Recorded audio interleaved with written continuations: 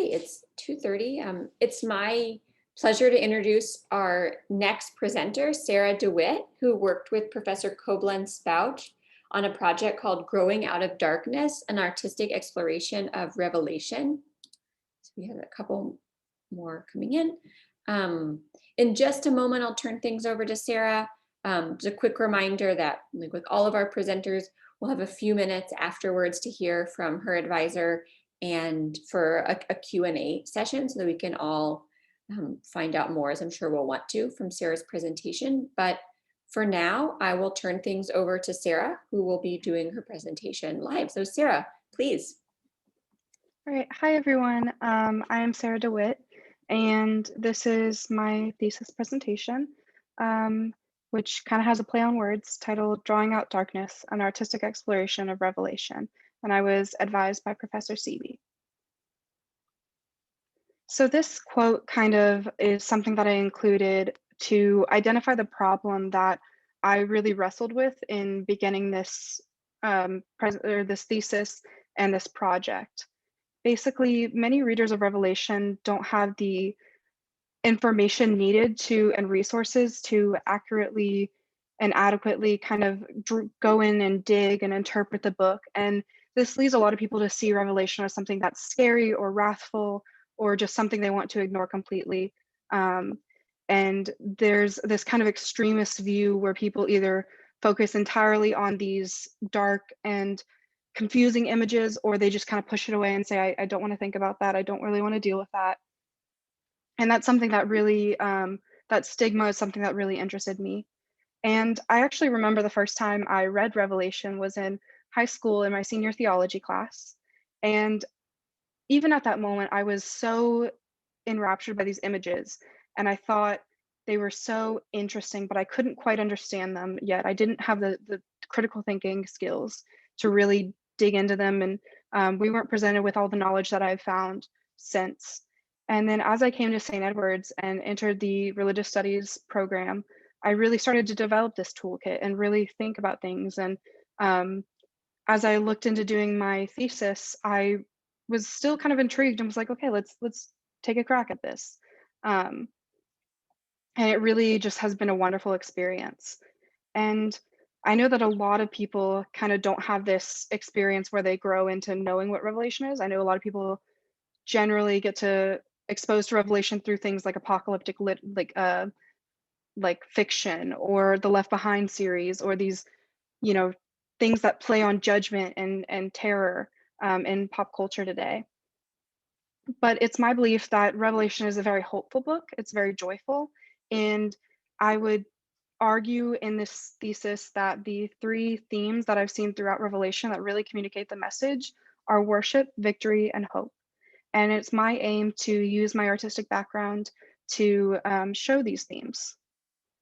So my process began about a year ago, or not entirely a year, but spring semester of 2020, when I was in honors thesis prep, and I began a lot of my initial research that culminated in a literature review. I looked at a bunch of sources, figured out what is this thing that we call Revelation? Where did it come from? Who wrote it?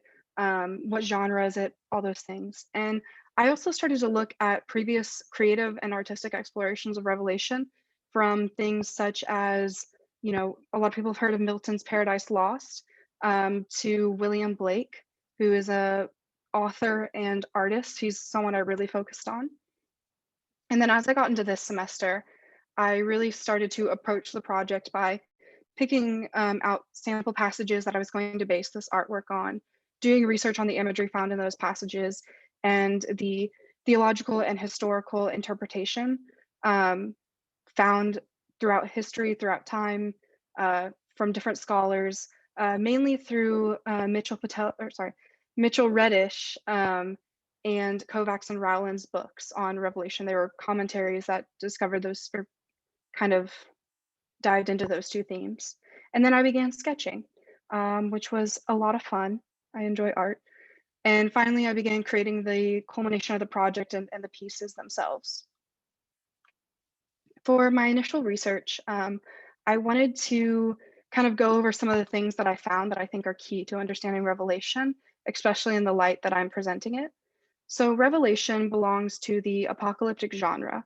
And really, that is probably the most important thing I learned because the apocalyptic genre has rules. And I included this quote because it's incredibly difficult to understand. I wrestled with it a lot.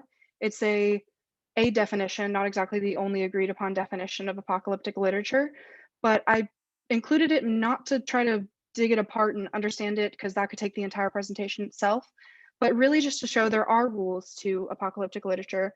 There's kind of these categories things fall in, and also that apocalyptic literature is not meant to be taken literally.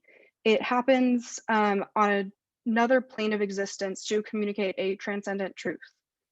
Additionally, I learned a lot about the context and historical setting, and the author names himself as John, and writes that he is writing from the island of Patmos. And Patmos was one of the islands along Asia Minor, which is really actually quite fascinating because Asia Minor is this kind of merging point of the Christians and the Roman Empire. It's a economic and cultural hub because it has a lot of natural resources, and has a lot of Christian history and kind of martyrs and apostles who ministered to that area. So in choosing the island of Patmos, whether it was literally written there or not, this is a very interesting choice because it speaks to the idea that there is this relationship between the Christian and community and the Roman Empire. And as the apocalyptic literature genre is usually written in response to a crisis, it kind of enlightens us that one of the things that might be the crisis is this tension between the Christian community and Roman Empire. As I mentioned before, I looked into a lot of previous artistic explorations, and I really fell in love with the work of William Blake. I think it's just incredible. It's striking. This is a piece that he did over Revelation. And while I love it and think it's gorgeous, I really noticed something that I wanted to stray from in my project. It's a very literal interpretation of the imagery found in Revelation. And I wanted to communicate something more about the message of Revelation and the themes rather than the actual literal imagery. As I started my project, there was some expectations and standards I set for myself, and those definitely changed along the way. So I began this project reading Revelation a few times. I got it, but I didn't quite envision it in the way I could have. And so then I took the advice of Professor CB and I listened to the book of Revelation as I was jotting down notes and sketching and just seeing reoccurring themes. Then from there, I started to create this idea to have three pieces that were going to be digital, and they were centered around the themes of, or the kind of chronological idea of the holy or that which is of God, the earthly, which is of humanity, and the unholy, which is kind of in opposition to God. And that quickly turned out to be the wrong approach because something that I noticed was I really wanted to create these, detailed, very striking images, and graphic art and digital art is generally meant to more simplify things and break them down visually so that they're easier processed. And that was not kind of the direction I wanted to go. Additionally, Zoom classes are a lot harder than any of us realize. There's kind of this computer burnout and this feeling of like I'm doing everything online. So with that in mind, I switched to analog or hand-drawn artwork. Additionally, I began thinking about holy, worldly, and unholy by viewing Revelation as chronological or linear, that it had this direct kind of flow from one thing to another. And that really didn't hold up once I did more research and had a lot of discussions with Professor CB. It really appeared to me that it's thematically divided, and those themes interweave and show different parts of themselves at different points. And I really noticed that the themes were worship, victory, and hope. And if I could divide up parts and pick out themes, that was the three that appeared to me most often. Now we come to the culmination of the first piece. This is called worship, as it exemplifies the worship piece or the worship theme. And it is acrylic, colored pencil, and pencil on wood. I'm very proud of this piece. I think it definitely captured what I was trying to do. There was a creative flow about it. There was a lot of just energy and buzz that kind of came out of this piece. And I want to kind of break it down for y'all in a way. This is actually centered around the throne room of God found in Revelation 4. I picked this passage not because it has great imagery, I mean, it does, but mainly because I really, really identified with the way that it presented glorifying God in worship. As you can see, written around the octagon is these hymns that were actually being sung by the 24 elders in the scene. They are written in Greek and in English for your reading pleasure if you can read them. I believe they're in Revelation 4:8 and 4:11. And I really wanted to make this a non-literal piece, and I would hope that I succeeded, as it's meant to show the act of like glorifying God rather than the actual like, oh, this is Revelation 4. And I hope to be non-literal in the rest of the series and really convey the message. The next steps, I believe, not only for me, but for the Christian community in general, well, obviously I'm going to finish the series, but I would also like to encourage open-minded study of Revelation. I think that there's still this misconception of Revelation. People don't quite understand it. Going back to the initial problem, there's, the Left Behind series and zombie apocalypses and these things that people are really terrified of and don't want to, encourage them actually happening. And I think this could be something that could be rectified by a guided study or a curriculum that's developed for people in Bible studies or Sunday school groups or just on their own, whether a Christian leader wants to endorse it in a sermon or lectoral mass or something like that. And I also noticed that a lot of my learning came from the activities I did, the listening to Revelation, the trying to visualize it in my mind to create an art piece. So I think it'd be beneficial to include activities that are thought-provoking, maybe sometimes creative, in kind of a workbook format in this curriculum. And then lastly, I'd kind of like to stop the fear factor. I think that's the ultimate goal, as Revelation seems really scary until you read it and you see the framework of it as an apocalyptic genre, and you see, these things of context of there's, this Roman power that is trying to, reign over us, but God is supreme. He has won this battle. We don't need to worry. And I think that when you look at that side of Revelation, it's empowering. It's just, it's joyful. And that's what I think people need to see rather than as some denominations call it, the fire and brimstone effect. So ultimately, I learned a lot about myself in this project. I learned a lot about Revelation. My main takeaway would be that I learned to adapt my thinking based on new information. I think I was continually challenged to change directions and rethink how I was going to do things throughout this project. And if I could leave you with one thought about Revelation today, it would be that Revelation is a book about how we can worship a God who has already won the battle for us. We can have hope for a new day and a new existence. Now I would like to open the floor for questions and Professor CB. Sarah, thank you so much. Yeah, and as you said, we'd like to turn things over to Professor CB, who I'm sure has glowing things to say about working with you. Sarah, thank you very much. Sarah's done tremendous work on a very difficult topic, and I'm so happy for the opportunity to work with her. From the moment when Sarah first approached me about the topic, my curiosity was piqued. The Book of Revelation is a visually rich composition. For someone with artistic abilities to read and engage the work in a serious and creative manner seemed to me to be a brilliant idea. I appreciate Sarah's immersing herself in critical scholarship from the Alpha to the Omega, related to this elusive and elusive biblical book. That sort of conscientiousness and judiciousness are so important for robust theological exploration.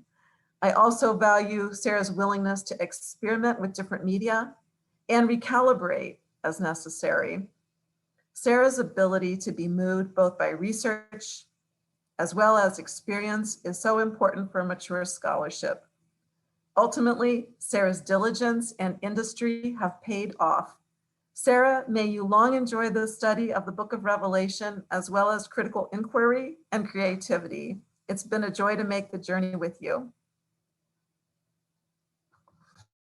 Thank you. Thank you so much.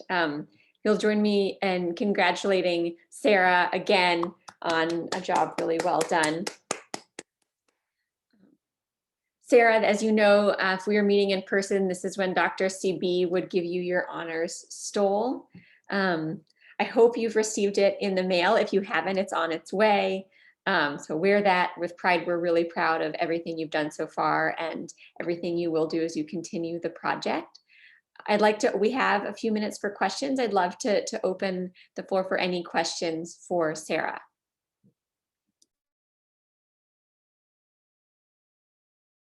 I see one question in the chat of how did I choose my medium? I think that's a really interesting kind of question because as I began, I was going to do digital artwork. And then as I kind of explained, it didn't quite fit what I wanted.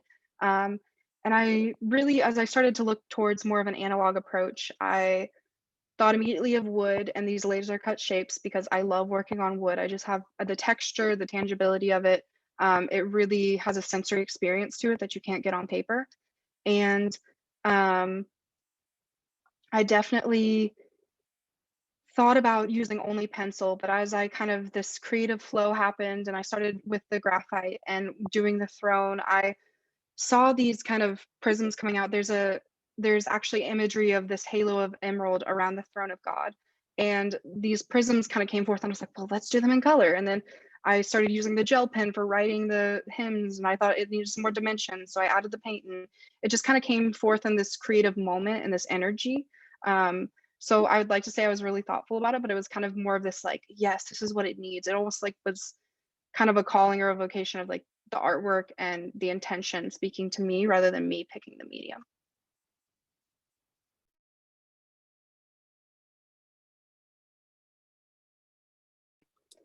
Sarah, I also had a question about medium, which is that one thing that stood out to me is that you talked so much about just now about the sensory experience of the wood, and you talked in your presentation about the aural experience of listening. And I wonder if at any point you thought about doing like, or if you ever work in a medium like installation art where audio would be part of the viewer experience, or if you knew all along that this project would be largely visual. And I'm also curious, as a follow-up about how will you go about sort of designing these activities as an artist? Like, how do you see going about using sort of supplemental materials to guide the viewer through your work? Yeah, I think definitely with installation work, I would love to explore that side more. I think definitely it started as something where I wanted to use my passion for graphic design. And so it was definitely visual from the very beginning. But as I kind of expound upon the project, I think that's a great suggestion moving forward that if I do get the pleasure of having these shown one day, that, have it being an experience, having there be lighting that, um, affects the experience. And then, I'm sorry, could you repeat the second part? The curriculum. Yeah. Yes. I think a lot of like, I have a lot of experience personally with leading small groups, and I work in a nursery at a church. And I think a lot of the fun things that I've seen are in the nursery with these 2-year-olds, and they're doing their coloring pages and their sensory experiences. And it really does capture how they learn. And I think also as my psychology, as my other major, I think kind of these basic everyday experiences can really tap into this our other senses, and they can tap into how we learn. I mean, you think about most of people, how people recall memory, and it's by smell. So really just kind of tapping into these other senses to recognize that revelation is not just something that you're supposed to look at words on a page and try to process them. It's something that you can visualize and hear, and that you can almost hear these elders singing these songs, and you can, almost reach out and touch these 4 animals in the throne room. I think it's a very powerful thing, more so than just reading the book. And I would like to, if I were to create these, activities, I would almost do them like they were for kids, because I think sometimes we need to break things down to the very level of which we, look at them, the very basics. Yeah, and then I saw Thank you. another message in the chat about how does the hopeful, empowering message of Revelation work with or against the fire and brimstone aspect? And I think that's a very deep and layered question, because there are some scary images. There is some moments of what's going on here. And I think it's important to contextualize and think about when there is, the beast or the great red dragon or the woman of Babylon, you're thinking about these things that are conveying a feeling inside of you. And then at the very end, you see, Christ arrive on the white horse with King of Kings written on his thigh. And it's this moment of like, okay, it was kind of scary there for a second, but like the battle is won. And I think using that fire and brimstone effect can only amplify what Revelation is truly trying to say. And seeing the holy city, seeing the New Jerusalem, like seeing these awesome messages of victory and of hope and of a new day, like that's what we can draw our attention to by using the fire and brimstone kind of scarier images. But I think a lot of times people get lost along the way because they don't know how to kind of contextualize the book.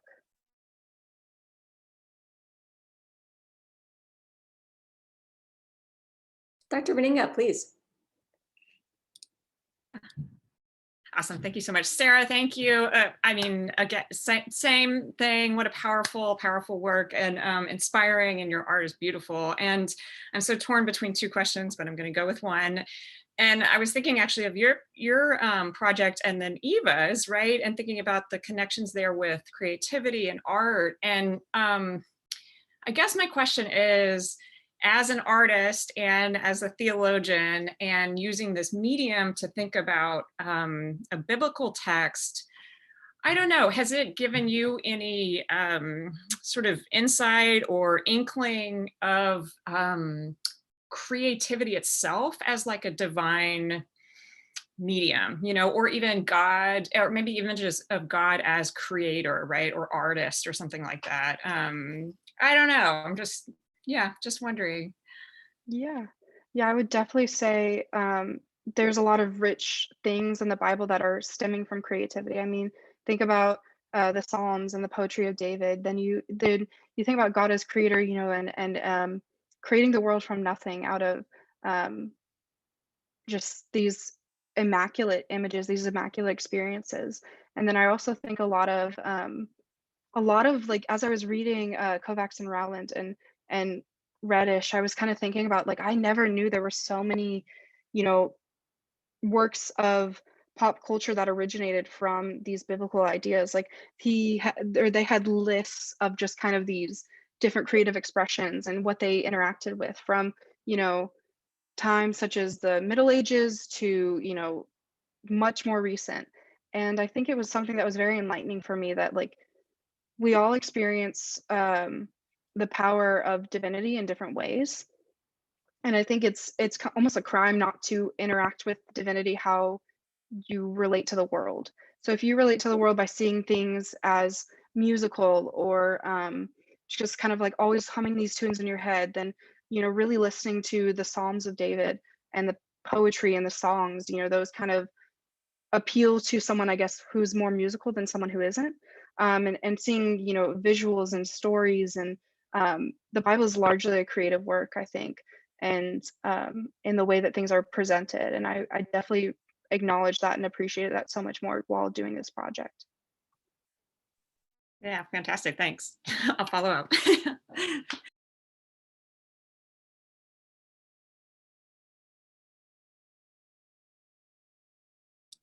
We have time for one more question for Sarah.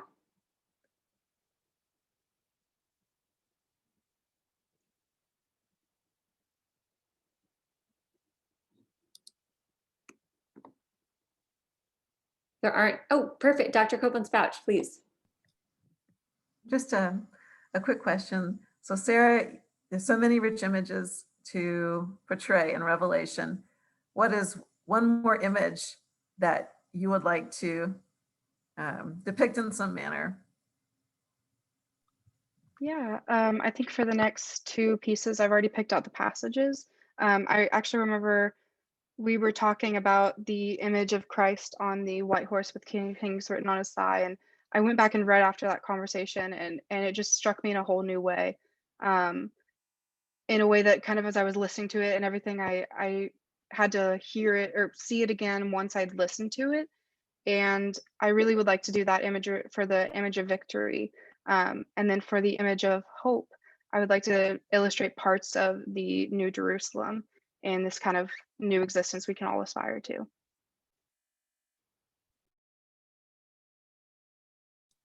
Thank you so much. If you'll join me in congratulating Sarah one more time.